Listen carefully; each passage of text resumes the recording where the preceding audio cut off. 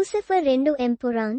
Malayali super star Mohan Lal ప్రధాన పాత్రలో నటించిన తాజా చిత్రం ఎల్ 2 ఎంపురాన్.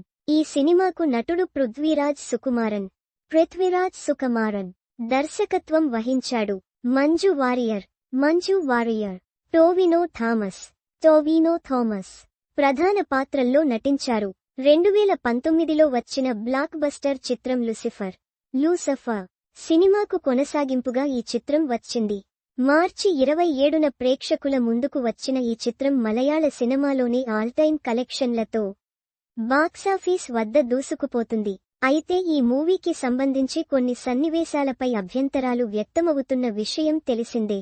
తాజాగా ఈ వివాదంపై చిత్ర రచయిత మురళీ గోపి స్పందించారు. ఈ సినిమాలో 2002లో గుజరాత్లో జరిగిన గోద్రా సంఘటనలో జరిగిన ప్రధాన సన్నివేశాలను చిత్రీకరించారు. అలాగే ఈ మూవీలో నటించిన సయ్యద్ మసూద్ అనే పాత్రకి సంబంధించి అతడి కుటుంబాన్ని ఒక వర్గానికి చెందిన నాయకుడు చంపడంతో పాటు హత్యాచారం చేయడం, ఆ తర్వాత అతడు రాజకీయ రంగంలోకి ప్రవేశించి పెద్ద నాయకుడిగా ఎదగడం చూపించారు. అయితే సీన్స్పై పలువురు అభ్యంతరాలు వ్యక్తం చేస్తున్నారు. ఒక వర్గాన్ని అవమానకరంగా చిత్రీకరించే విధంగా ఈ దృశ్యాలు ఉన్నాయని విమర్శలు వస్తున్నాయి.